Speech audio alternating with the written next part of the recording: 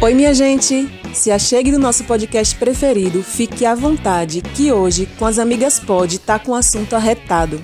Vamos falar sobre um dos capítulos mais marcantes da história do nosso sertão, o cangaço. Amor ou ódio, heróis ou bandidos. O fato é que o cangaço deixou rastro e memória por onde passou. É história viva até hoje, da caatinga aos corações do povo. Mais do que violência, o cangaço é também um retrato da pobreza, da desigualdade e de como o destino de muita gente é moldado por isso. Mas também é cultura. Está na vestimenta, nos costumes e na força da natureza e na resistência de um povo inteiro. E para contar essa história com riqueza de detalhes, a gente recebe Nicolas Calango, guia de turismo e historiador. E eu vou dizer, viu? Parece um cangaceiro que viajou no tempo para contar essa história pra gente. Então bora pegar essa estrada do passado, conhecer um pouco mais sobre o cangaço com quem tem sede de conhecer sobre o nosso Nordeste. Olá, sejam muito bem-vindos a mais um episódio de Com as Amigas Pod. Meu nome é Viviane Carvalho e hoje o nosso tema, acho que todo mundo vai se sentir muito íntimo. Todo nordestino se sente muito íntimo desse tema, todo mundo tem uma história para contar, que o avô falava, que a avó falava, a gente chega numa esquina, tem sempre alguma coisa muito viva dessa história, né, Paula? Pois é. Olá, boa noite. Eu sou Ana Paula, estou aqui um pouco a caráter, acho que ficou difícil de entender, né? Por que será? Difícil de entender. Porque a gente vai falar aqui sobre um tema que o nordestino está bem inserido nesse contexto, com o nosso querido convidado, Nicolas. Ele é guia turístico, historiador não no sentido de faculdade de história, mas conhece muito a história, e aqui veio todo caracterizado de cangaceiro, a coisa mais linda desse mundo, esse cangaceiro. Isso aí. E seja muito bem-vindo, Nicolas, para a gente bater esse papo aí sobre o cangaço. Valeu, muito obrigado. Eu que agradeço a Viviane e a Ana Paula, né, pelo convite aqui com as amigas Pod, para poder falar um pouquinho da nossa história, né? Não só a história de Paulo Afonso do cangaço, principalmente a importância da mulher no cangaço, né? Que aqui, Paulo Afonso é uma cidade muito importante e a mulher deu o toque final, assim, né? O embelezamento do cangaço, vamos dizer assim. Graças a Deus que as mulheres também puderam entrar nesse universo que até um bom tempo era muito masculino e que foi a nossa Maria Bonita que mudou um pouco essa história, né? Exatamente. Então, conta aí pra gente o que te levou, primeiramente, o que te levou a estudar sobre o cangaço e inserir isso na sua profissão como guia, colocar essas informações. O que é que você acha que isso tem de importância para o teu trabalho? Primeiramente, assim, gostar de história, né? Gosto muito de história desde criança, meu pai lia muito. E desde da minha adolescência, acompanhava alguns pesquisadores, que minha tia era chefe de cultura e patrocinou e apoiou muito as pesquisas até de João de Souza Lima, né? A Dr. Mauri, Frederico Pernambucano Melo, quando vinha para cá. E eu acompanhava adolescente as pesquisas, as visitas aos cangaceiros, sobreviventes, coiteiros, né? Testemunha. O próprio grupo de cangaceiro de Paulo Afonso, que é o mais velho do Brasil, né? E um detalhe que o grupo de cangaceiros daqui de folclórico tem volante e cangaceiro, né? Outros não tem, ou só o cangaceiro ou volante. Então eu participei muito disso. Então, como já gostava de história, eu fui aprendendo a gostar e me aprofundar mais, né? E aí, mais recente, trabalhando com as televisões, né? Com a Globo, as minisséries, Globoplay, Disney também. Aí eu resolvi, vou me caracterizar para dar mais ênfase, né? Incorporar mais, né? Dar mais brilho também à história, né? Mexer com o imaginário das pessoas, né? Porque aquela pessoa que vem de fora, que vem visitar a cidade, ela conhece os locais, você leva ela para conhecer o local, mas talvez ela, acompanhada de um cangaceiro, ela sinta mais pertencimento mais curiosidade naquele momento. Exatamente, tem uma coisa muito afetiva, assim, a memória da infância, né? Como ela falou, a maioria das pessoas tem uma história. Lampião passou no sítio do meu avô, é muito o cangaceiro vivo, tal, né? Eu sou... Aqui faz até medo você falar mal de um cangaceiro, porque sempre tem, eu sou parente de cangaceiro. É tudo muito vivo. Então, assim, muito aqui vivo. Paulo Afonso, se você...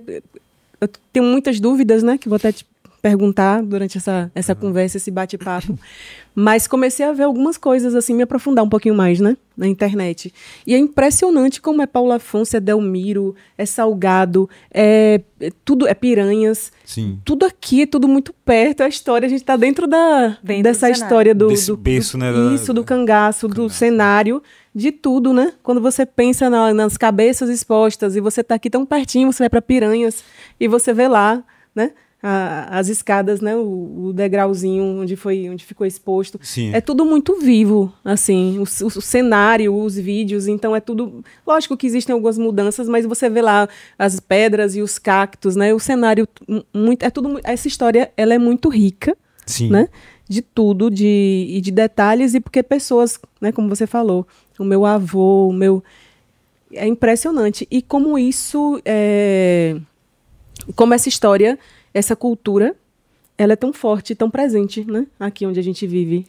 Você falou certo, a cultura, né? Uhum. Tirando a questão da criminalidade, Sim. porque o cangaço ele não foi só criminalidade, foi a cultura, a estética, as vestimentas, né? Que foi se incorporando, a dança também, o chachado, né? Os bailes perfumados. Paulo Afonso, ele tem uma importância muito grande porque foi a parte final do cangaço.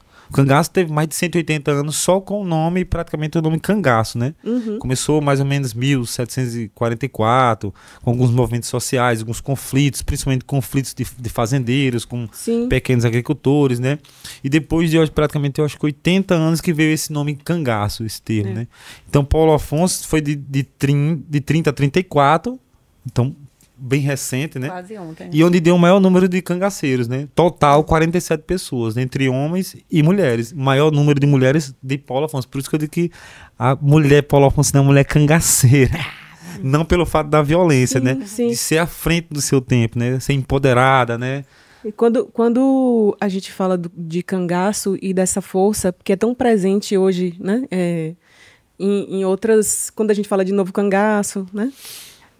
Que a gente fala de pobreza, que a gente fala de você se revoltar com a realidade, com as diferenças. Então, isso, quando você, bem antes de Lampião, quando fala de grandes secas no Nordeste, de pessoas que estavam ali passando fome, tentando sobreviver, e que se revoltaram, né, com essa diferença, né, as desigualdades sociais, né? Isso, de estar passando fome mesmo e estar tentando ali se manter onde não tinha nem água para beber, não tinha nada para comer, e de ter um grande fazendeiro, uma pessoa extremamente rica, né, e cruel. Rica, poderosa, que mandava e desmandava, né? Porque o movimento cangaço foi exatamente essa revolta contra as oligarquias, né? Isso. Então, assim, isso é muito presente, né? Isso é muito ainda atual, né? De pessoas, infelizmente, tem muita gente que tem uma realidade, né, onde você se revolta, onde você está tentando sobreviver, e muitas vezes vão para outra esfera.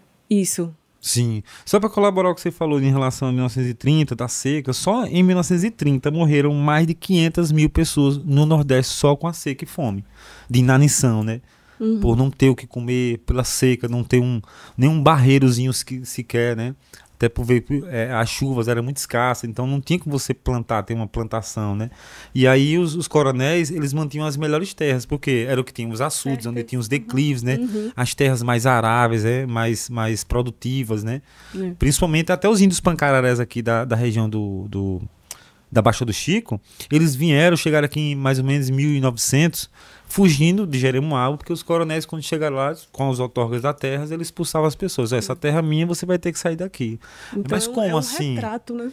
Vou ter que sair daqui. Se minha geração toda vivia aqui, eu nunca lhe vi aquilo, porque eu tenho um documento, o preto no branco, e você não tem. E essa terra é minha, eu comprei, você vai ter que sair. Então gerava esses conflitos, né? É um retrato da nossa sociedade, uma história, né, do sertão, né? De pessoas, como eu vi alguns personagens, né? Tem uns personagens além de Lampião, né? Tem o Curisco, o Zé Baiano e tal. Eu tentei estudar um pouquinho desses personagens aí. E, assim, existiu um nível de crueldade muito grande com alguns cangaceiros, né? Sim. Esse Zé Baiano, por exemplo. E só que quando você vê a história dele, de passar fome, de uma miséria, de ele ter tentado ir para, acho que foi para Maceió para trabalhar, e chegou lá, ele não conseguiu nada, ele só conseguiu passar fome. Então foi assim, quando tem essa história da pessoa que sofre demais, como é o oprimido, Sim. né?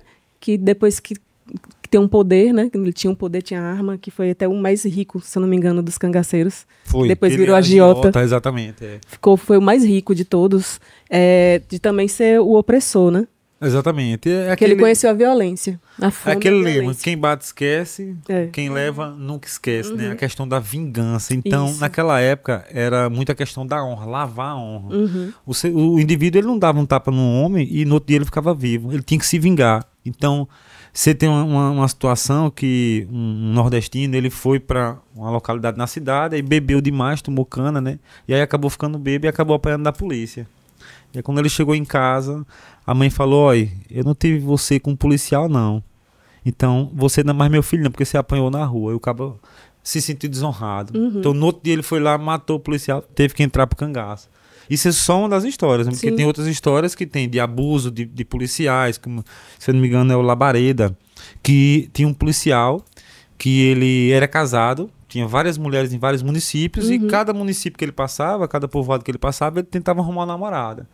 E aí a irmã desse cangaceiro, ela chegava todo dia chorando.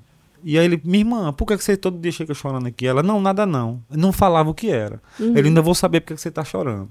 E aí certo dia ele pressionou ela: "Vamos, vem aqui, hoje você vai me dizer por que você chega todo dia chorando aqui." Ele: "Não, porque tem um policial que ele passa aqui todo dia, ele fica me assediando, porque quer que eu namore com ele a fim da força, e eu não quero porque ele é um caba casado."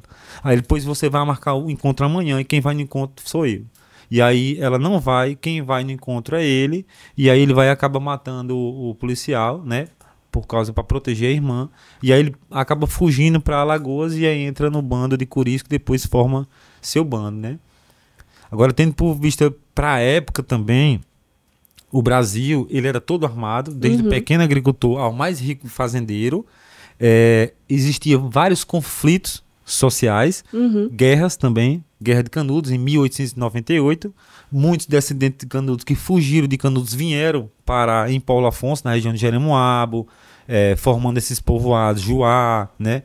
Só o Juá tem quase 190 anos de formação. Então, e você vê pela etnia deles, essa miscigenação, que o índio e o negro tiveram que se juntar para fugir da invasão europeia aqui nessa região, de colonização do Rio São Francisco e vários outros episódios que culminaram em formações de movimentos sociais armados, né? O movimento banditismo nordestino foi por causa disso aí. Agora, assim, o cangaço em si mesmo foi mais por briga de coronéis e a questão da revolta contra as oligarquias, né? Porque os coronéis, eles tinham muito poder. Quem decidia a eleição era ele, era o famoso voto de cabresto. Mulher não podia votar. Os nordestinos, pequenos agricultores, só votavam em quem o coronel indicava. Olha, você vai ter que coronéis e outra. O voto não era secreto, ele estava lá observando. Eu quero ver em quem você vai votar. Então, os delegados das cidades eram nomeados pelos coronéis, os juízes, os padres. Então, essas pessoas mais ricas, os coronéis, eles tinham uma rede de proteção enorme. Então, a única alternativa, às vezes, do nordestino se vingar era pegando uma arma e: "Não, vou matar esse cabo, vou matar alguém da família dele." Então, obviamente, ele cometia esse crime, ele conhecia o policial já sabia o nome dele. Por isso que no início você vê o nome de cangaceiro, nome mesmo. Senhor Pereira, né? Sebastião Pereira. Então, quando a polícia pegava esse cidadão, era muito fácil você sabendo o nome dele, era muito fácil você reconhecer o nome da família. Então, era Sebastião Pereira, você ia no nome da família e se vingava da família. Depois que os cangaceiros começaram a usar os codinomes, né, para poder disfarçar da sua identidade original. Então, de onde vem, vamos bem na base, de onde veio o nome cangaço? O cangaço se dá do nome de cangas, cangalhas e bandoleiros, né? O que é uma cangalha? Canga tem canga e cangalha, né? A canga é aquela peça de madeira que você bota para juntar dois animais, né? Então, não só isso, que eles andavam ao lombo de animais, de mulas, né? Que é o animal que mais resistia, o cavalo também, mas eram mais mulas. E quando se mencionava em relação a esses desordeiros, bandoleiros, né? Quem são os bandidos? Quem são esses bandoleiros? Aí falava o nome do cidadão, né? Do cangaceiro, agora ele só anda encangado com o outro. Encangado, né? Tinha muito esses termos, né? Até hoje de coito, coiteiro. Rapaz, fulano só anda encangado com ele. Ele é ladrão e anda encangado com o outro. Então, canga, bandoleiros, nasce a termologia cangaceiros. Agora, com esse nome, cangaceiros mesmo, de 80 anos até 1938, 1940, né? Que foi o final do cangaço, né? E aí, quando eles, no caso, eles começam a atuar por uma revolta, né? No caso, quem tinha poder, dinheiro, terra, tinha tudo, eu não tenho nada, mas eu tenho armas, e a gente vai disputar aqui na força bruta, né? Sim. E também tinha essa intenção de contribuir com as outras pessoas que não tinham nada, não pegavam em armas, mas elas também eram beneficiadas pelo cangaço, no sentido de tirar de quem tem para dar para quem não tem, né? E tem essa polêmica do herói e do bandido e da polícia, né? Então, a polêmica, isso é história, é o que aconteceu, é um fato. Porém, para nós, nordestinos, é um legado, é uma identidade, não que a gente seja bandido, né? Mas, querendo ou não, é uma cultura que se criou, como Sim. você falou aí, sobre a vestimenta, sobre as indumentárias e tal. Mas eu entendo que isso é muito rico para a gente que está aqui, e a gente, turisticamente, quando começa a explorar essas histórias do cangaço, porque não são poucas as histórias, né? Você falou aí um tempo enorme de existência do cangaço, né? A gente sabe que recentemente tinha pessoas que ainda ficavam trancadas dentro de casa, Sim. porque fizeram parte do cangaço e ainda tinham medo, mesmo hoje, sei lá, quando foi que aquela... Muito recente, Recentemente né? a senhorinha faleceu. Foi Dulce, eu acho que foi 2023, eu acho. Exatamente. A última cangaceira viva, foi Dulce. Então, que as pessoas ainda tiveram receio de sair de casa, ainda de uma história tão forte, que a gente não pode ignorar. Não é porque tiveram muitas mortes, é óbvio que a gente não vai bater palma para morte, assassinato e tal. Sim. Mas o legado que fica, né? Então, foi todo um contexto, e aqui na cidade de Paulo Afonso, eu queria que você falasse um pouquinho sobre isso, né? O que é que a gente tem de patrimônio histórico aqui, cultural? A gente ainda tem lugares que estão um pouco depredados, mas eles ainda existem. A história ainda está aqui, ela ainda permeia. E Paulo Afonso explora muito pouco Sim. esse movimento, né? Porque eu penso que, independente do que aconteceu, é um fato, existiu. Exatamente. A gente é o cenário disso aqui. Como exatamente. Segunda Guerra Mundial, Sim, Hitler, sim. que tem pontos de visitação. Exatamente. São locais de uma história muito triste, de sofrimento, mas que é um produto turístico, identidade, porque sim. é a curiosidade das pessoas que E a aguçam história. a visitar. É como se eu dissesse, olha, pra você uma história, ó, aconteceu um fato ali, aconteceu isso, e você, rapaz, foi mesmo. Rapaz, eu tô curioso. Eu Deixa quero eu ver. lá ver. Isso. Independente de ser cangaço ou guerra ou o que seja. Aguça a história das pessoas. Quando você conta a história, aguça a curiosidade, né? Então o cangaço, ele se tornou isso. Hoje o cangaço é um produto turístico. Isso. Não só produto turístico, como de pesquisa também. Isso. De universidades, né? Doutorados, mestrados. E também eu tenho um evento chamado Cariri Cangaço, que são de pesquisadores, historiadores, pessoas da área jurídica, juízes, advogados, delegados, que eles querem entender o DNA e a origem da criminalidade, Sim. né? E Não deixa de ter um grande... Sim. E é um contexto, né? Você consegue entender, você consegue até associar o que aconteceu, e como sempre, né? O que está no passado. No passado, E você né? entender Reproduzindo agora. agora, porque é tão atual, né? Sim. Também. E você... Aconteceu. Isso é um fato histórico. Sim. E é muito rico, Exatamente. né? É muito rico. É rico porque a gente está aqui, né? A gente está nesse cenário. A gente vive nesse cenário, né? Em todo lugar que você vai aqui pertinho, quando você vai estudar, você escuta... É tudo tão Puxa perto, presente. é tudo tão perto, é tudo tão... E Atente. você realmente aguça a sua curiosidade. E é importante também para você estudar, porque é história, né? A história, Exatamente. quando a gente fala da mulher, por exemplo, você fala da mulher nordestina, né? muitas mulheres, até como Maria Bonita, ela já tinha sido casada antes e o destino delas era a família escolher alguém próximo para casar e ela ia parir, ia cuidar da casa, ia fazer comida e muitas fugiram para não ter esse destino, né? Se revoltaram e como Maria Bonita foi por conta própria, né? Porque ela quis, mas outras também, elas foram raptadas, foram violentadas. Teve uma, foi Dadá, não sei, não lembro. Dadá foi a que mais ela sofreu. foi violentada com 13 anos. Sim. Foi? Com 13 anos e outra. Ela sofreu de síndrome de Estocolmo. Isso, ela foi violentada com 13 anos, foi sequestrada, foi raptada, ela foi para o cangaço e depois disso ela foi aprendendo a amar. Ela ficou amando aquele, como acontece com várias pessoas que são sequestradas e raptadas, que criam um vínculo com a pessoa que fez mal, né? Então, como tinha o papel da mulher também no cangaço, que era de fazer comida, de bordar, né? Elas tinham armas, mas eram armas pequenas para poder se defender ou se perdesse para atirar para ser achada, né? Mas o papel delas ali era de servir, né? Então, assim, é um contexto, é uma história da mulher, né? Exatamente. Nordestina, né? Da sertaneja, né? Da mulher sertaneja. E que vale a pena você estudar e você entender, né?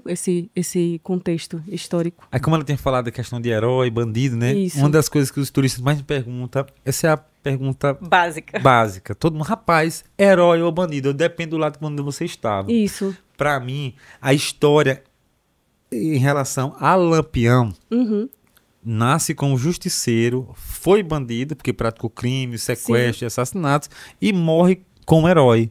Herói porque protegeu os nordestinos dos abusos das autoridades, da polícia que praticava crimes, da própria... os coronéis também, que praticavam crimes também.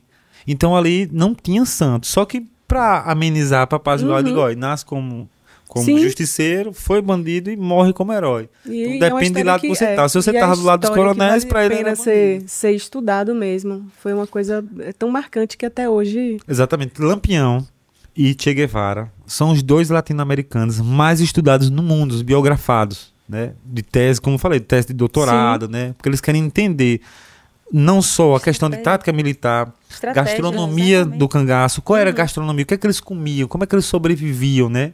Aí, como eu falei, a moda também. Hoje tem várias pessoas da moda que me procuram para saber como era a questão da costura, né? O bordado, né? Que elas faziam, né? As mulheres Os homens faziam, só que era mais monocromático, não só tinha só o sentido do desenho. A mulher, quando ela entrou, principalmente Dadá foi quem coloriu todo o cangaço, né? Porque as mulheres, a ocupação, elas não faziam nada, elas não guerreavam, né? Ficavam só para servir os homens, não só sexualmente, mas, né, como companheiras também. E aí a ocupação delas era bordar. Você falou de cozinhar, mas era pouco. Quem cozinhava mesmo eram os homens, né? Elas estavam lá mais para servir os homens mesmo, né? E aí também, na hora do combate, elas não combatiam. Elas iam para um coito, que é o esconderijo, né? Coito, esconderijo. Coiteiro é a pessoa que apoia, né? Que acoita. E tinha os cangaceiros, que eram os seguranças particulares, vamos dizer assim, que as protegiam. E aí, se caso um policial, alguém que estava combatendo contra os cangaceiros, conseguissem fugir e adentrar dentro da mata, chegar no esconderijo, aí elas sabiam atirar, elas tiravam para poder se proteger, né? Uma defesa mais que pessoal, mas não que elas não tinham essa oportunidade e essa autoridade de estar guerreando, até porque o homem não autorizava isso, eles ficavam sobre abaixo das asas deles, né? Da segurança deles. A única que conseguiu isso foi Dadá, porque de uma certa forma, uma época, Curisco ele estava aleijado, como diz o termo da época, né? Ele levou um tiro nos braços, no antebraço, e acabou que os nervos atrofiaram e ele não conseguia mais empunhar a arma. Aí ela assumiu o bando, porque ele era a única cangaceira que atirava em rifle. E aí, quando ela assumiu o bando, os cangaceiros falaram: eu não vou ser comandado por mulher. Se você quiser, quem quiser ficar aí, fica. Aí começou a migrar para outros bandos, né? E aí a história do Lampião também, muita gente fala de Lampião. Lampião, ele foi o mais famoso, né? Principalmente por causa da época de atuação dele, que é uma época mais moderna. Chegou máquinas fotográficas, filmadora. E Lampião foi um cara altamente antenado. Ele se autopromoveu. Ele era vaidoso, ele gostava de se exibir, né? E um cara altamente inteligente, letrado. Ele era alfabetizado, que naquela época era o famoso Mobral, né? Que era como se fosse a quarta série, ensino fundamental, que exigia naquela época. Naquela época era como se fosse uma faculdade, um Mobral, luxo, né? Então, se você lia, escrevia e fazia conta, você já estava na vantagem de muita gente, né? Então, isso era um destaque que ele tinha em relação a outros cangaceiros que eram pequenos nordestinos, que não tinham, assim, uma referência, né? E queriam mudar de vida, às vezes não conseguiam, ou por algum conflito acabavam entrando no movimento de cangaço. Então, os antecessores do Lampião foi Jesuíno Brilhante, em 1744, mais ou menos. Depois, quase 80 anos depois, veio o Lucas da Feira, que era o Lucas Evangelista, que era de Feira de Santana. Depois vem o Antônio Silvino, né? O Adolfo Meia-Noite, em 1900. O Senhor Pereira, e aí em 1919 e 20 que vem Lampião, né? Onde é que saiu a raiz mesmo do cangaço? No caso de todas essas pessoas que você citou aí, eles iniciaram mais ou menos por onde? Eu já esqueci o nome da primeira pessoa que você falou, Brilhante, né? Jesuíno Brilhante. Ele era de onde? Se eu não me engano, ele era da Paraíba. Mas foi naquela região de Paraíba e Pernambuco, porque lá tinham vários conflitos. Se você ver, até 1930, teve um movimento revoltoso, revoluções, né? Em 1917 teve guerra no Brasil, lá principalmente na Revolta da Praieira, né? Lá naquela região de Pernambuco, teve muito movimento armado. Canudos, 1898. 1917, outro movimento armado, guerra em Pernambuco. Então, um processo de independência de estados. Todos esses movimentos armados foi que culminaram. Eu costumo dizer muito para as pessoas que vêm conhecer a história do cangaço o seguinte: quem sai de uma guerra, sai feliz saltitando porque sobreviveu? Não. Essas pessoas perderam família, perderam casas, perderam propriedades, perderam a dignidade, perderam a referência de vida. Então, quando você já suja sua mão de sangue, qual é a sua intenção? Se vingar. Alguns vão procurar. Por isso que nasceu vários povoados, que essas pessoas saíam desses conflitos e iam se esconder dentro do mato, formar um pequeno vilarejo, né? E para se esconder do movimento revoltoso daquela ação do governo, né? Para poder se proteger. E aí, às vezes, quando você não sentia nada, assaltar, roubar ou... né? Porque naquela época eu já estava crescendo no Brasil, formando as estradas, né? Então as mercadorias que vinham passando, eles praticavam esse assalto e aí tinham que se esconder, né? E aí foi que não foi nascendo esse movimento, né? Tira um pouco a humanidade do cidadão, né? E aí não tenho nada a perder e tô aqui pronto para a guerra, né? Exatamente. Então esse caminho que iniciou por ali, Paraíba, Pernambuco, até ele chegar aqui na Bahia, especificamente em Paulo Afonso, né? Como foi mais ou menos esse caminho? Pronto.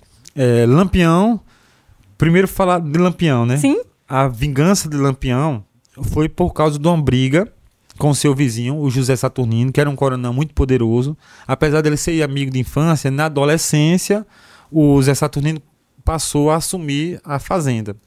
E aí, por briga de questões de animais, a criação de bode, a família de Lampião era uma família muito pacata, trabalhadora, né, honesta, não empunhava arma, não pegava arma, mas como eu falei, a questão do coronelismo, ele estava suspeitando que tinha alguém roubando os animais, e aí foi no seu vizinho Zé Saturnino para perguntar aos trabalhadores dele, né, o Zé Caboclo, para saber se ele tinha visto se alguém estava roubando esses animais.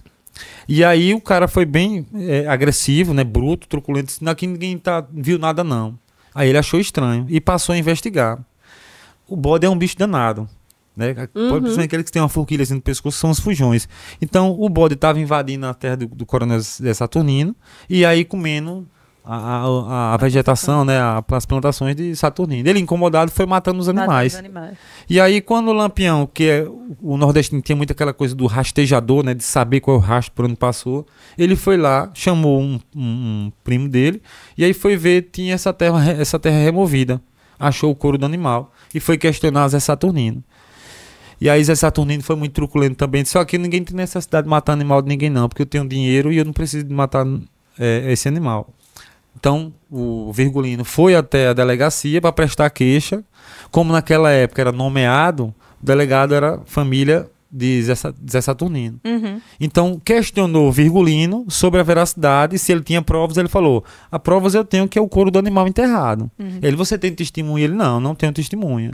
Mas se eu tenho uma prova, ele, isso aí não é prova. Qualquer um pode matar e enterrar no terreno dele.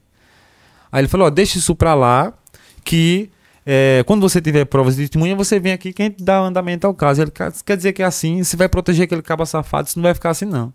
E aí ele volta para a propriedade dele, e o delegado foi até o Zé Saturnino para saber a veracidade da coisa. Então ele ficou chateado, falou com a família Carvalho, que é uma família muito poderosa, destituiu o delegado do cargo, e aí quem foi nomeado foi o próprio Zé Saturnino. E aí ele passou a perseguir a família Ferreira. Daí a família Ferreira passou a andar armado. E aí, certa vez, quando o Lampião, no caso Virgulino ainda não era Lampião, veio com os irmãos que eles viajavam, eles eram almocreves, né? Eles viajavam de mulas, conjunto de mulas, para comprar mercadorias e sair vendendo nos povoados. Então, eles conheciam muito a região.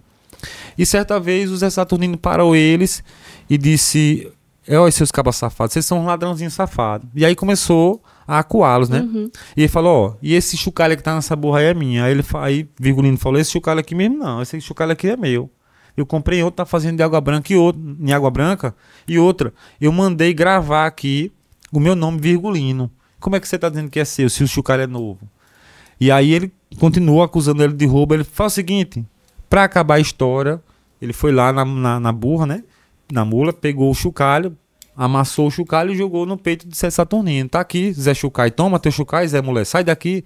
Então os policiais começaram, os jagunços dele começaram a fazer chacota dele, né? Aí ele ficou, isso não vai ficar assim não. E aí começou essa perseguição. Depois foram chamados, o juiz chamou as duas famílias, olha, a partir de hoje aqui, uma dessas famílias não pode morar mais nessa mesma cidade. E aí a família do Lampião foi obrigada a sair de lá. Tinha menos poder.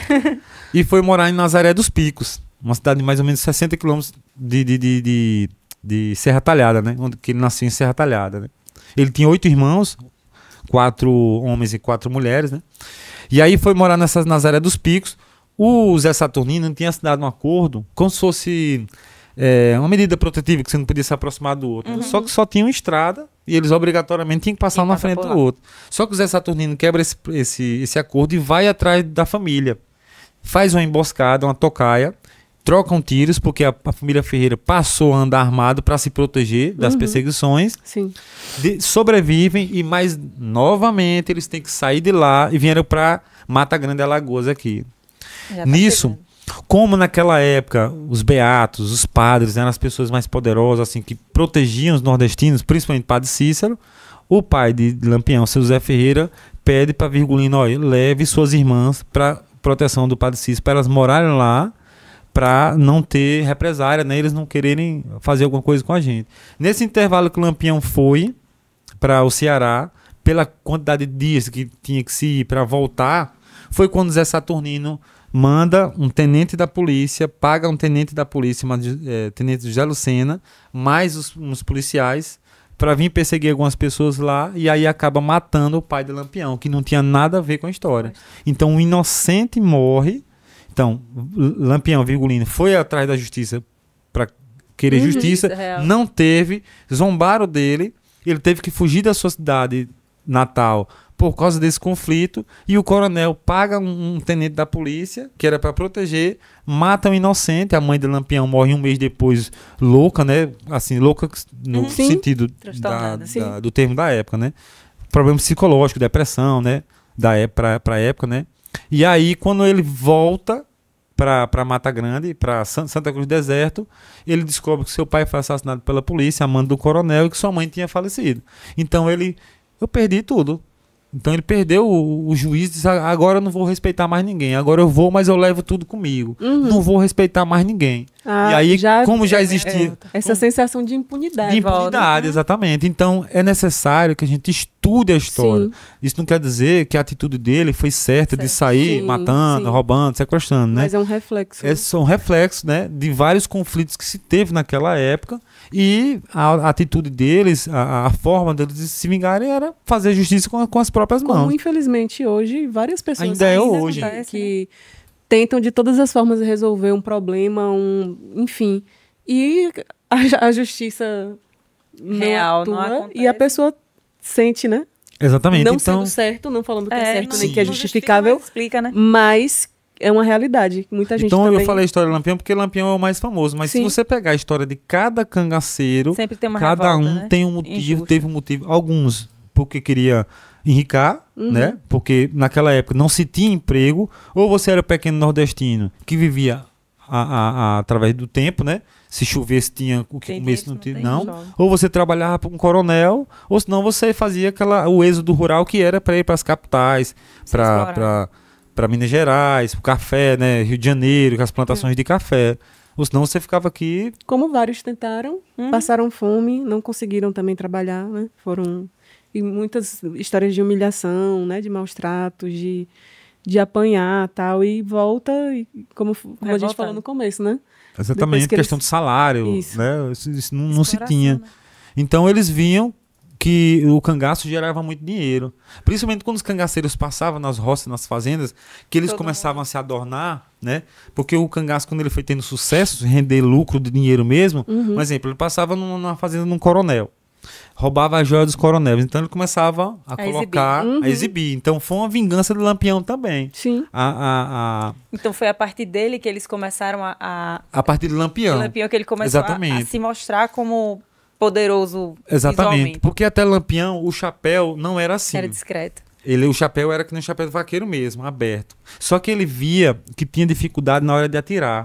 Porque com a aba abaixo assim, você não conseguia, você tem que estar levantando. E Lampião, ele gostava muito de ler. Ele era atualizado, ele pegava jornais para ver as notícias que estavam acontecendo no Brasil. Até entendo que ele lia até as reportagens que saíam dele mesmo, né? Falando dele mesmo. E lia livros também. Então, alguns falam que a inspiração que ele teve em relação a esse desenho do chapéu com a aba para cima foi de Napoleão Bonaparte, né? De um líder. Sim. A ideia de um líder. E ele era um líder nato. Ele era um líder, ele era político, ele era empresário, ele era tudo para a época, né? Por isso esse poder e essa fama que ele teve, porque ele construiu sua própria história. Assim, né? Então, como é que ele enxergou o cangaço como um lugar de aquilo ali me cabe, parece comigo e eu vou lá?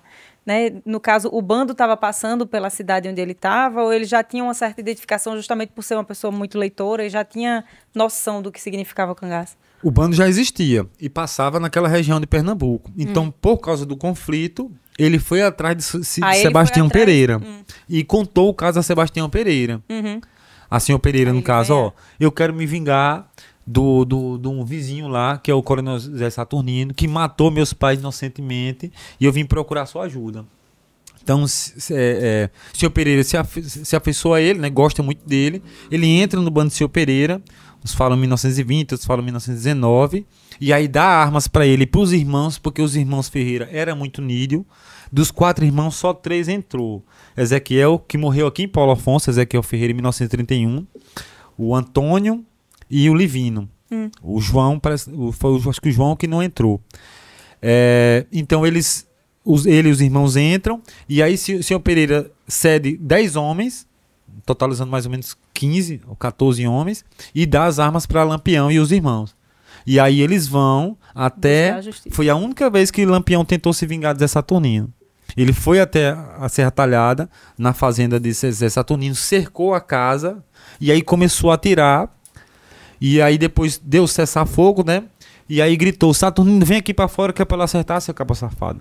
E aí a mãe de Zé Saturnino era madrinha de Lampião, de Virgulino. Madrinha de São João, que era uma coisa simbólica, né? E aí ela fala, Virgulino, pelo amor de Deus, tu não faz um negócio desse, tu vai causar uma desgraça nas nossas vidas. Tu sabe que nós somos parentes de consideração. Aí ele fala, eu vou parar em consideração a senhora. Eu não vou atirar mais aqui no chão que a senhora pisa. aqui é terra da senhora. Mas se eu encontrar esse cabra safado pelo meio da estrada, pelo meio do tempo aí, eu vou matar ele. Aí dizem que, pra época, foi a única vez que ele conseguiu chegar mais próximo de... Porém, Zé Saturnino não estava lá na casa, só estava ela e o cunhado, né? E aí foi a última vez que Lampião tentou se vingar de Zé Saturnino. E aí ele entrou pro bando do cangaço, né? E foi-se embora fazer Exatamente. justiça por Aí esse nome Lampião é porque cada um tinha que usar o codinome. Então, Lampião porque é o seguinte, ele atirava muito bem. Um dos poucos combates que tiveram à noite, as pessoas, os cangaceiros ficavam impressionados da labareda de fogo que saía da ponta do fuzil do Lampião. Eu disse, rapaz, a labareda de fogo sai da ponta do fuzil de Virgulino, clareia mais do que a luz do Lampião. Então, cada um acabou adotando um codinome, né? Então, Besouro, Moderno, Ezequiel, Candeeiro, Secapeta, Labareda, Azulão, Avoredo, Quina, Bananeira, Saponete, Catingueira, Limoeiro, Lamparina, Mergulhão, Curisco, Volta Seca, Jararaca, Cajerana, Viriato, Giterana, Moita Brava, Biadoite, Isabeleira. Ave Maria, vai fazer uma poema aí. Então, isso foi só uma parte do bando, né? Porque o bando do cangaço, ele chegou a ter, não exatamente um número assim exato, né? Estima-se que praticamente 180 homens. É porque é o seguinte, um fugia, um morria, entrava outro. Então não é uma coisa assim contada, né, contabilizada exatamente, o número exato, né? Porque tinha as volantes. A volante da parte dos policiais, né? Isso, mas existiam muitas mortes, né? Existiam muitas mortes, exatamente. As pessoas iam entrando, não dava pra... às vezes, e aí tinha a questão do rebatizar. Um exemplo, tem um cangaceiro que ele é muito importante, Jararaca. Então entra outro cara, outro indivíduo, com o nome Jararaca, no Jararaca 2, Jararaca 3. E isso confundia muito os policiais. Que aí, naquela época, eles acreditavam em fantasma, tudo isso aí, né? E aí falava, gente, e o caba tá ressuscitando gente, e eu não matei esse caba? Como é que já tem Jaraca novamente, né? Então isso confundia muito os policiais. E também talvez seja até uma estratégia, né? Uma de assustar, justamente como acreditavam em fantasma naquela época, querendo ou não, era uma forma de assustar. Sim, tinha a questão das rezas também, né? Lampião era muito religioso, todos os cangaceiros tinham que rezar todos os dias. Então, a reza do Pai Nosso, Ave Maria, o Credo, né? A reza de se invultar, a reza de São Cipriano, que era de fechar o corpo. Diz o que é invultar. Tem muita gente que não sabe o que é. Se invultar é virar vulto. Um exemplo, tinha às vezes que eles vinham pela Caatinga e aí dava de cara com a volante. E aí eles mandavam fazer a reza, né? Faz a reza e eles começavam a rezar e diz que a polícia passava assim, rente a você e não conseguia lhe ver. Isso meu avô falava dessas histórias também, né? Então a religiosidade no cangaço era muito forte. E outro detalhe muito importante em Paulo Afonso é a simbologia do cangaço. As estrelas, estrela de 5 pontas, estrela de 6 pontas, selo de Salomão, selo de Davi, que eram os patuás, os símbolos judaicos, né? Então, como Lampião, ele tinha sempre contato com as autoridades religiosas, Padre Cícero, Pedro Batista aqui na região, né? E outros padres, né? Que Lampião, aqui na região do Juai, do povoado Riacho, ele mandava pegar padres lá no Porto da Folha para vir rezar missa aqui na Capela Dona Generosa, que é a Iaiá lá do Riacho. Então a religiosidade era muito forte. Então tinha uma série de regras, né? No dia que tivesse combate, não podia ter relação sexual. E se tivesse relação sexual, aquele indivíduo não podia combater porque ele ia estar de corpo aberto, né? Até quem teve acesso para gravar aquelas imagens, né? Os vídeos, fotos, foi um jornalista, né? Que trabalhou com Padre Cícero. Padre Cícero, foi secretário de Padre Cícero, né? O que foi o Benjamin teve esse acesso para tirar as fotos. Exatamente. Então, talvez seja justamente como você falou aí no começo, né? Que Lampião era muito vaidoso e tal. E provavelmente só por isso mesmo que ele permitiu. Ele convidou ou ele permitiu que viesse fazer a história? Porque o pesquisador. Sim. O pesquisador queria documentar a história do cangaço, mas obviamente. Talvez, né? Não sei, ou não seria, obviamente. Se Lampião não fosse uma pessoa vaidosa e letrada, que é o letrado em duplo sentido, porque no caso, muita gente pode ter enxergado isso como uma certa burrice, porque a partir do momento que ele documenta as histórias, ele está dizendo onde ele está, o que ele está fazendo, o que ele vai fazer, como é que eles se comportam, né? Exatamente. Então, é uma faca de dois gumes, digamos assim, né? Mas talvez seja justamente por ele ser uma pessoa muito inteligente, por ele ser uma pessoa estudada, que ele tem entendido a importância de permitir que essa pessoa estivesse ali dentro, e deve ter sido a glória e a desgraça dele, né? Exatamente, você resumiu bem aí. Ninguém é perfeito, né? Uhum. Ele era muito inteligente, estrategista, mas foi um dos maiores pecados que ele fez, foi essa vaidade dele. Porque... Bom pra gente que a gente tem a história, né? Exatamente. Tem um arquivo. Historicamente, documentalmente, muito boa, né? Agora, foi o maior erro dele. E foi o que ocasionou a derrota dele, foi exatamente esses vídeos. O Benjamin Abraham Botha, ele é um cara muito inteligente e muito aproveitador também, esperto. Ele foge da Guerra da Síria em 1915, chega no Brasil, no Rio de Janeiro, fica sabendo da história de Padre Cícero. Então, ele vai até o Crato para conhecer Padre Cícero. E lá ele começa a trabalhar com o Padre Cícero. E quando o Lampião vai ao Ceará para receber a patente de capitão, que foi prometido por o Floro Bartolomeu, né? Que era justamente para combater as colunas prestes, ele conhece ele lá. Só que aí em 1934 ou 35, quando o Padre Cícero morre, o Benjamin Abraham fica... Perdeu a história. Ele não sei mais o que é que eu vou estudar. Ele fica meio, como é que se diz, escanteado, porque a igreja não gostava dele, né, os outros padres lá, e aí acaba expulsando ele de lá. Ele vai até um fazendeiro, um dono da Aba Filmes, e pede uma máquina de fotográfica emprestada, diz que vai tirar fotos e diz que quer fotografar Lampião.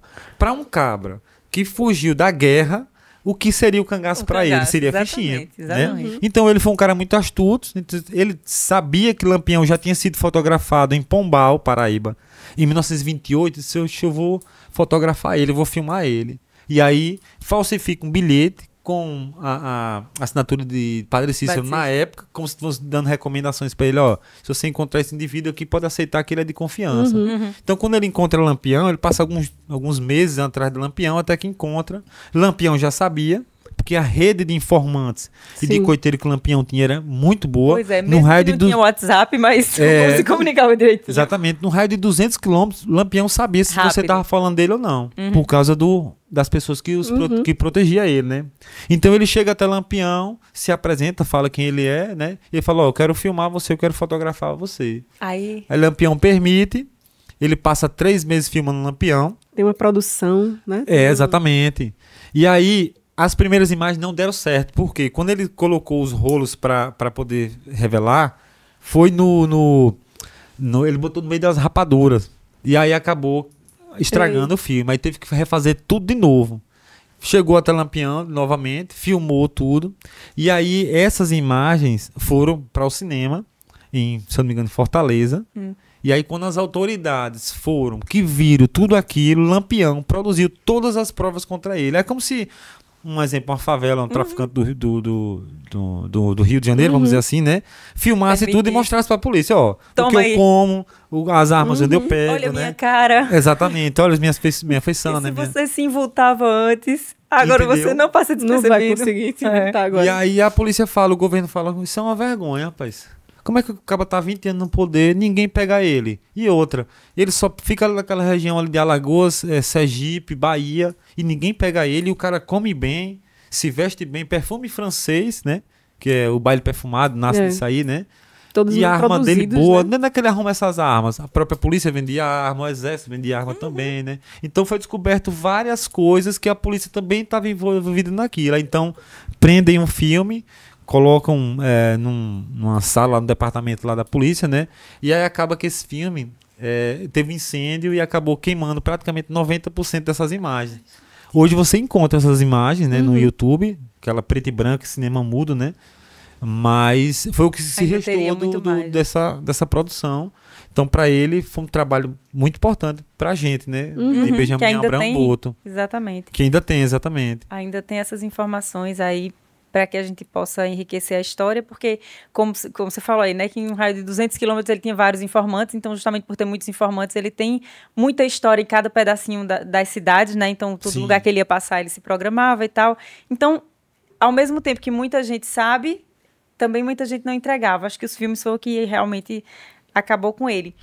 Mas aqui na nossa cidade, né, a gente tem várias pessoas que fizeram parte da história do cangaço.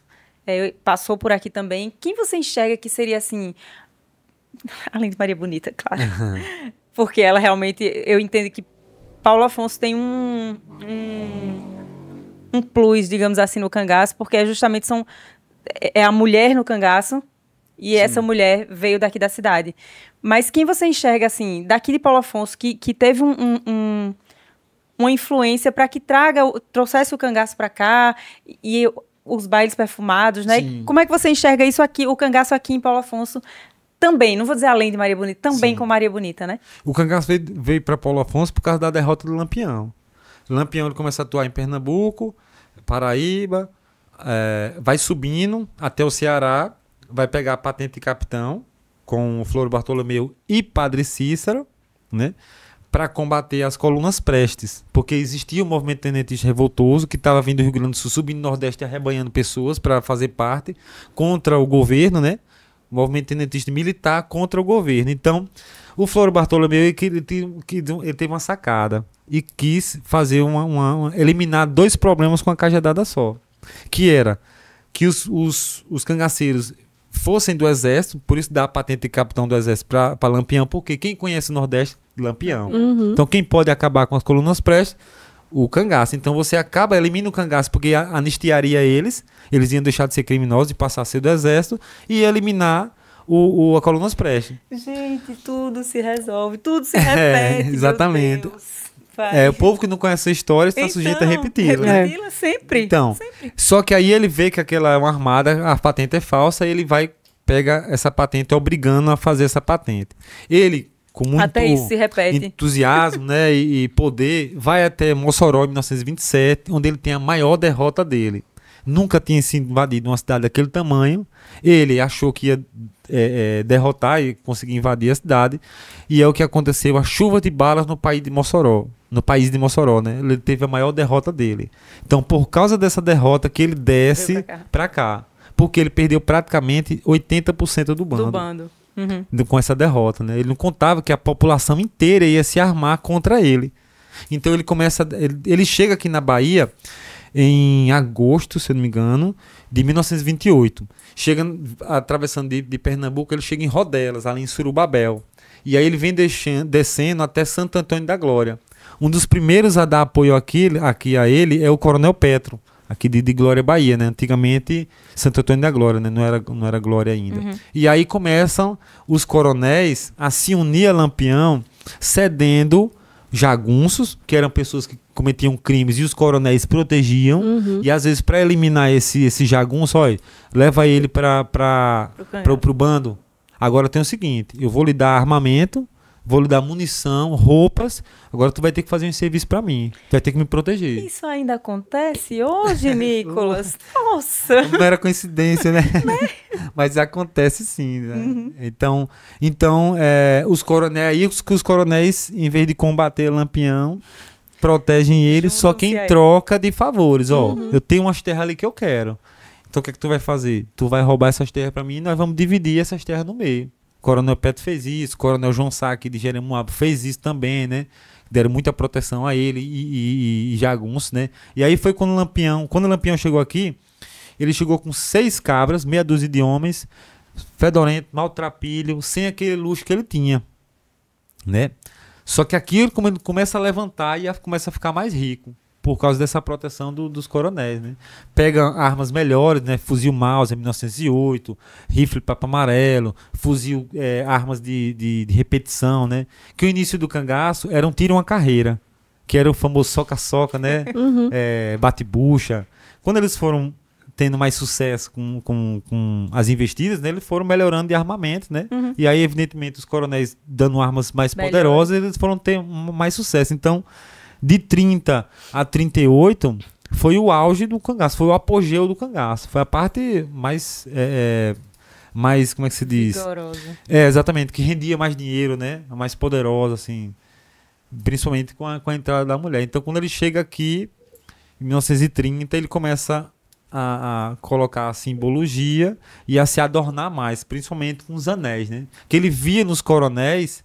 E aí disse, eu quero isso aí também. Pode ver que os dedos dos cangaceiros, todos os dedos tinham anel. Quando não cabia mais nos dedos, ele colocava aqui na jabiraca, né? E as mulheres também, né? Elas estavam sempre... Pronto. Aí é onde entra o papel da mulher. Porque até então, nenhum dos outros líderes aceitava a mulher. O próprio, se não me engano, Volta Seca, ele falou, eu não quero coito com mulher. Uma coisa é uma festa, um baile, a gente tem um encontro, mas eu carregar a mulher, de forma alguma.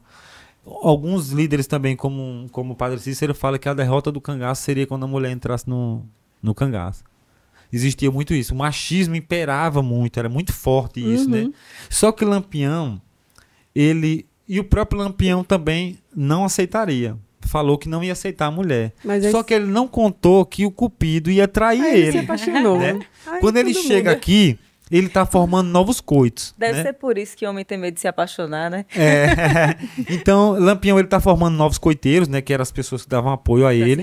Que tinha um coiteiro que levava os recados, que levava comida, que fazia o transporte dos animais, né? Para poder dar apoio a ele. Os coiteiros barqueiros e o coronel coiteiro que protegia e dava o esconderijo. Então, quando o Lampião chegou aqui, ele foi na casa do Odilon Café, no sítio do Tará, que é parente da família de Lampião, ou de Maria Bonita. Então, a Maria Bonita, ela nasceu em 17 de janeiro de 1911, tem 11 irmãos, né, 6 mulheres e 4 homens, e ela, como toda mulher daquela época, chegava a pré-adolescênciazinha, assim, já criava sede, já começava o período menstrual já, ela já estava praticamente prometida para alguém. Então ela acaba casando com seu primo, o José Miguel da Silva, chamado Zé de Neném. Passa 5 anos casada, ela sai da Malhada da Caiçara, né, que hoje pertence a Paulo Afonso, e vai morar em Santa Brígida.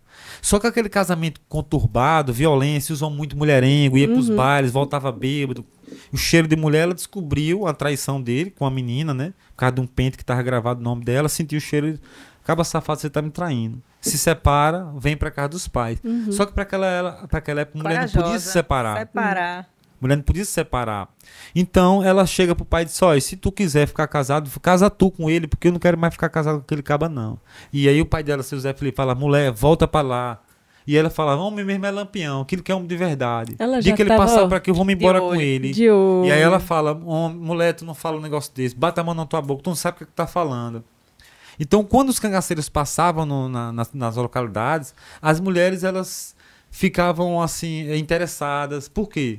O poder, as joias que eles andavam, o perfume, coisas que elas não viam na sua localidade.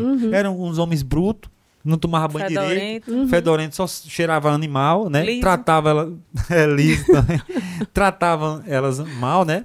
Então elas começavam, algumas, a se interessar por isso. Então, quando o cangaceiro via aquela mulher, ele começava a dar um par de brinco, que era do fruto do roubo, né? Você é muito bonita, uma moça muito bonita, nunca vi uma menina tão bonita quanto você, então toma esse par de brinco para você se embonecar, né? E já outras mulheres, elas não tinham isso. Tinha mulher que queria passar um batom, queria pintar os beiços, como elas falam, né? Eu queria pintar o beiço, meu pai não deixava. Aí quando eu via aqueles homens, eu queria ir com eles, né? Como o caso de Durvinha e outras cangaceiras que se lançaram querendo, como Maria Bonita, que quiseram ir, Lídia também aqui do Salgadinho do Leite. Então, quando o Lampião passa aqui, junto com o coronel Odilon Café, ele fala, Odilon Café, eu preciso de um coiteiro aqui no próximo povoado. Era exatamente o povoado que Maria Bonita morava, né? E aí, quando chega lá, no dia 31 de dezembro de 1929, no último dia de 29, chega lá, ele vai fazer a proposta pro pai de Maria Bonita ser coiteiro dele. E aí ele não aceita. Aí é quando ele vê Maria. E aí dizem que foi paixão à primeira vista. Quando ele a viu, que naquela época, aquele pessoal ali do povoado Riacho, do povoado Malhada da Caiçara, tem uns olhos agateados, que são olhos verdes, né? Porque tem descendência... que tem descendência holandesa, né? E aí quando ele viu aquela cabocla, né? Que nos chama cabocla, dos olhos agateados, ele falou, nunca vi uma mulher tão bonita na minha vida. Apaixonou. Aí se apaixonou. E aí ele vai até o Odilon Café e pergunta a ela, quem é essa moça? Aí ele fala, é Maria de Ideia, a filha de Dona Déia, a filha do dono da casa. Aí ele falou, o que é que ela faz? Ela cuida dos irmãos e ela borda, a ocupação dela é bordar aqui. Como o Lampião bordava, pronto, ele já arrumou um pretexto para poder chegar até ela. É como se você tivesse afim de uma menina, né? E arrumou um pretexto. Então ele chega até ela, vai me secar, Maria? Ela, sou eu mesmo. Pois bem, já vi que você é muito bonita mesmo. Eu fiquei sabendo que você borda muito bem. Ela, Então eu queria fazer uma encomenda pra você. Eu queria que você bordasse uns lenços pra mim, com meu nome Lampião. Agora eu não deixo ninguém ver, não.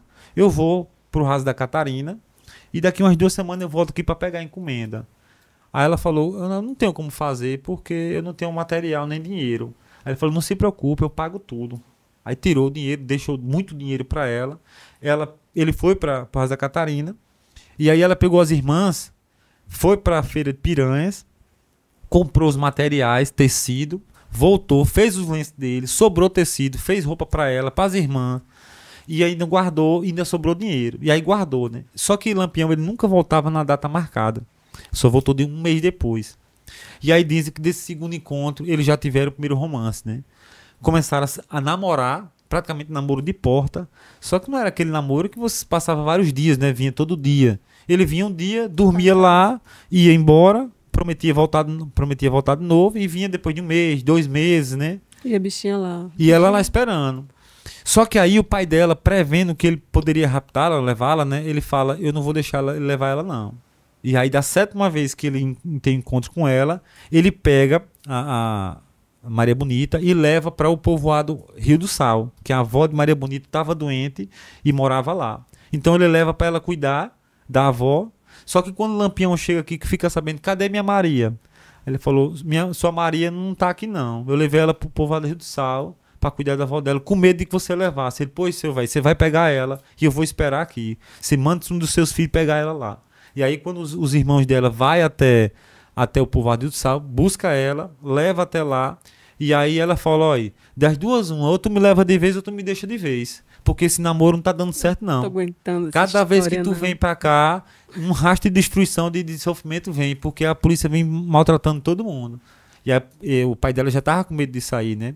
Então, se eu levar você, tu vai comigo? Ela, vou sim. Aí pronto. Embora. Muda a história do cangaço, né?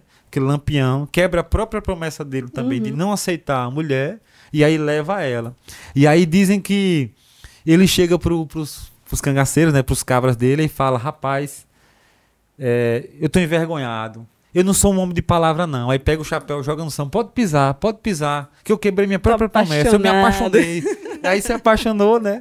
E daí abre precedentes das outras mulheres. Porque os outros líderes vê que Lampião era um influenciador. O que ele fazia, os outros cangaceiros tudo faziam. Também. Se ele botava um óculos, os outros botavam. Também. Se ele botava os anéis, os outros botavam. A jabiraca também. E aí os outros líderes começaram a adotar as mulheres, né? Que foi Zé Baiano, com Lídia. Pancada, com Maria de Pancada aqui também, que era outro daqui de Paulo Afonso, do povoado de Juá, né? Aí tinha Inacinha, que era do Brejo do Burgo, que era lá do Raso da Catarina, que era de Gato, um dos mais bravos e sanguinários, né? E daqui da região saiu os piores cangaceiros, que eram os índios pancararés. Não com a etnia, Nada, pelo amor de Deus, não tem nada a ver com a etnia. São meus amigos, gosto muito deles. Mas pra época, era a época do sofrimento. Então, como a gente vinha falando, né? Toda a história, né? Era a forma que eles tinham de se vingar, era entrar pro cangaço. E Maria Bonita, ela não teve a oportunidade de saber que foi chamada de Bonita, né? Exatamente. Nunca foi chamado o nome dela de Maria Bonita no cangaço. Antes de Lampião era Maria de... Maria do Capitão. Maria de... Então, primeiro o nome Maria de batismo, Ideia. Maria Gomes de Oliveira. É. Para a família, Maria de Ideia. Para o cangaço, Maria do Capitão, porque existiam outras Marias, né? E aí para Lampião, Santinha. Né? E aí, no dia da morte dela, quando o jornalista vai perguntar ao policial, quem é essa daqui? Essa aqui é Maria Bonita. Aí, Maria Bonita. Por quê? Os policiais, eles tinham inveja dos cangaceiros, pela ostentação, pelo dinheiro, tinha mais dinheiro que eles, né? Comia melhor do que eles, e por ter mulher também, que eles não tinham acesso à mulher. Então tem até uma série de histórias, né? De abusos, né? De policiais no dia da morte também. E aí ficou esse nome eternizado como Maria Bonita, mas a partir da morte dela, né? E, como sempre, também a imprensa usou muito esse nome pelo fato era mais da marcante, curiosidade de vender, né? Sim. A notícia. Eles Exatamente. queriam vender essa Tudo em nome notícia. da notícia. Então, Sensacionalismo. Isso. então, como a gente já havia dito, né? A importância da mulher foi muito boa porque apaziguou mais, né? Os cangaceiros, eles ostentavam mais do que combatiam. E Lampião, ele tinha estratégia de não combater, ele vivia da ameaça. Ele mandava um recado para você, e aí, de acordo com o recado que você mandasse de volta, ou fazia o favor, né? E aí ele virava seu aliado, lhe protegia, ou se não, a depender do recado que retornaria para ele, ele agia com agressividade. Mas ele evitava o combate justamente porque estratégia. Porque ele não comprava munição como se você compra numa loja. Ele dependia tudo de era mais atravessadores, de pessoas, de coiteiros, de apoiadores, né? Para poder levar esse material bélico para ele. Ô, Nicolas, você participou de muitas gravações, né? De filmes, novelas, enfim. Qual que você entende? Eu não tô excluindo os outros que você não disser. Mas, assim, qual que você entende que é o mais fiel? Porque é óbvio que as pessoas romantizam o cangaço, né? Sim. Ficcionam também. Coloca muita coisa no filme que não A licença aconteceu. poética, né? Justamente, que é justamente como... Até o nome de Maria Bonita, né? Você dá aquela informação para impactar, para chamar as pessoas. Obviamente, num filme de violência, as pessoas botam um romance ali para poder chamar a atenção. Mas, assim, historicamente mesmo falando, qual o filme, documentário, enfim, que você acha que se assemelha mais com o que realmente aconteceu? Assim, que seria o mais completo? Eu Mais espero não ter te completo. botado numa saia justa. Não, de forma alguma. Mas é difícil falar assim. O que eu gostei muito foi Baile Perfumado, que foi de 1996, se eu não me engano. Foi gravado até em Ilha do Ferro, aqui Tá malhada. em Piranhas e no Rasa Catarina também. E Guerreiros do Sol. São as duas que eu mais gosto. Guerreiros né? é essa mais série atual da recente. Globoplay. Tem Maria o Cangaço, né? A Maria o Cangaço, ela fala sobre A perspectiva perspectiva feminina. feminina e mais de Maria Bonita. Aham. Só que tem que ter Lampião porque não existe a mulher Claro. sem o cangaceiro. Por isso que Maria e o cangaço, né? Uhum. Então, eles, por causa da licença poética, eles fogem um pouquinho para poder dar aquela questão de vendável. Tem que ser vendável, né? É comércio, né? Exatamente. Aí a que eu mais gostei foi Guerreiro do Sol e Baile Perfumado. Aí você participou. Foi Foi por isso que ele gostou mais. Porque ele tá ali. Assistam que ele Ele vai estar lá. viveu também a história. Então, desde 2012 que eu trabalho com a Globo. Eu trabalho como produtor local aqui, produtor de locação. Uhum. A depender do tema, se for uma série, minissérie, independente de ser cangaço ou não, essas emissoras vêm para cá e vão procurar figurantes, locações de equipamentos, né? E locais também, as locações, né? Então, que você como guia, né, conhece Paulo Exatamente. Afonso, a palminha da mão. E aí o filho de Ariano Suassuna, Manuel Dantas Suassuna, eu fiz um passeio com ele com o Rasa da Catarina. Aí eu contando a história, ele gostou da forma que eu conto, né? Ele, rapaz, bicho, parece um cangaceiro mesmo. Aí disse, eu vou arrumar um negócio pra você. Aí eu deixei pra lá, né? Foi até na época da novela Mar do Sertão. Aí ele me indicou para o produtor de Recife, porque assim, o produtor do Rio de Janeiro pega um produtor da região para pegar outro produtor daqui. Aí ele fez essa ponte. Ele disse, olha, tem um caba bom lá em Paulo Afonso que tu vai gostar. O cara conta umas histórias boas lá. Aí me indicou para João Miguel, que era o produtor de Recife. Aí ele entrou em contato comigo, olha, vai ter uma novela aí. E aí a gente quer que você trabalhe aí mostrando os locais que pode ser fazer cenário da novela. Aí beleza, aí levei ele no Rasa Catarina, passei uma semana com eles aqui, levando no Rasa Catarina, Povoado de Riacho, Malhada Grande. E aí gravamos a novela aqui, inclusive lá no Povoado de Riacho, numa casinha, logo depois quando você passa da Serra, na direção da Casa Maria Bonita, aquela casinha que fica no meio da estrada ali. E disso aí veio Guerreiro do Sol e Maria o Cangaço. Maria o Cangaço e Guerreiro do Sol, eu trabalhei nas duas ao mesmo tempo, assim. Diferença de uma semana. Que legal. E aí deu uma evidência muito grande aqui para o nosso município, né? Não só da região dos pontos turísticos, como também da história do local, né? O turismo também, né? Então é uma história, é muita coisa envolvida. Vem da miséria, de uma história de amor, de violência. Sim. Tem tudo junto, é tudo muito Exatamente. forte, né? E a forma como você conta é legal, porque parece tipo assim, eu vou contar uma historinha pro meu filho dormir, por exemplo, né? Não é aquela coisa tão técnica no sentido de... Mais espontânea, né? Isso. E que acho que é mais fácil de prender a atenção e até de despertar. Poxa, eu vou estudar isso daqui, porque eu achei isso interessante. Então, a forma como você conta as histórias é tipo uma historinha mesmo que você está contando aqui. Sim. Que prende a atenção da gente. A gente gosta de querer mais saber mais. agradável, né? Mas... Isso. E eu acho tão legal, porque nem todo mundo não é porque você é historiador que você sabe contar histórias, né? São coisas Exatamente. completamente diferentes, né? Exatamente. Então, assim, eu adoro, né? Nicolas, pra mim, é Valeu, o cara. obrigadão. Né? Quando a gente faz trilhas também, você procura contar a história daquele local de uma forma muito leve, muito aberta. E isso é fantástico.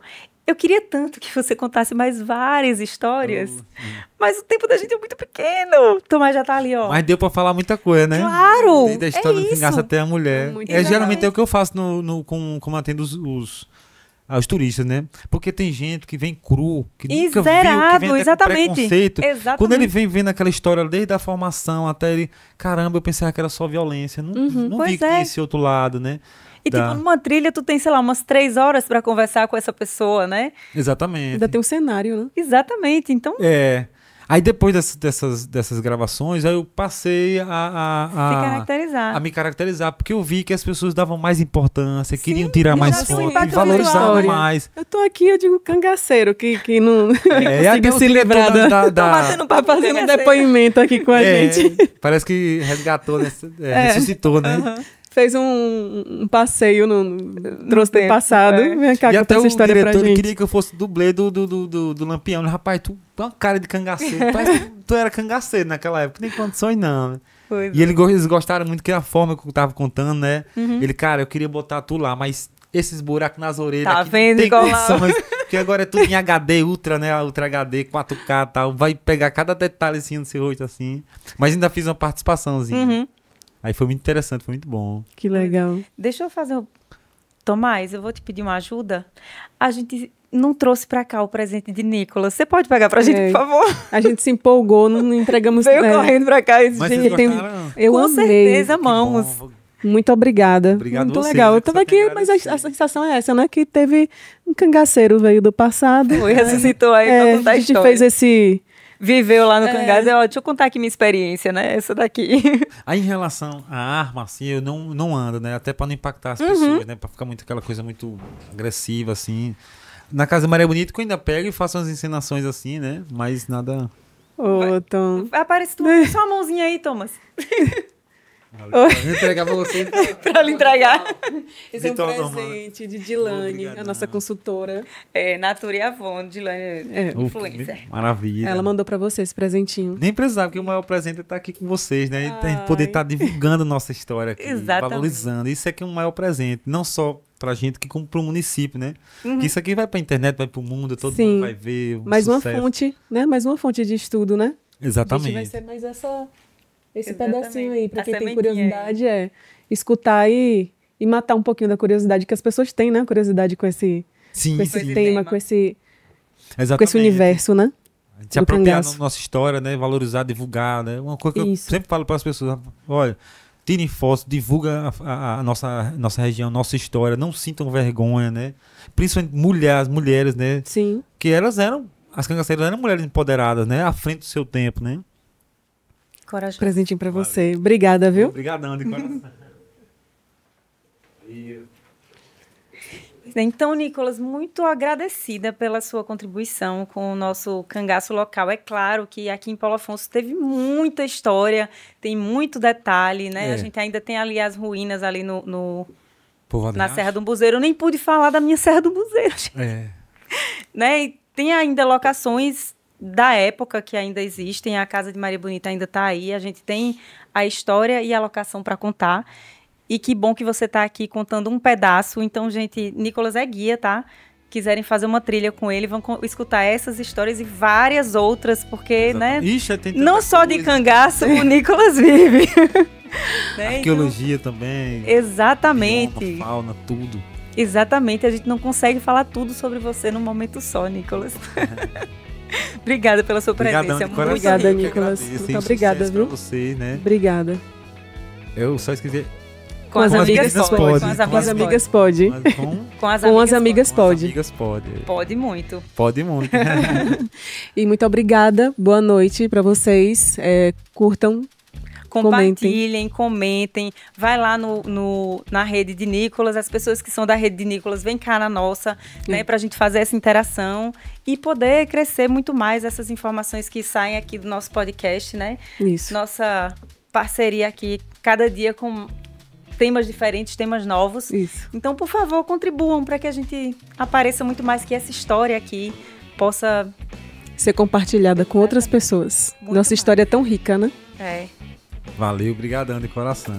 Beijo. Tchau, tchau. Obrigada, Nicolas. Obrigado. Obrigada.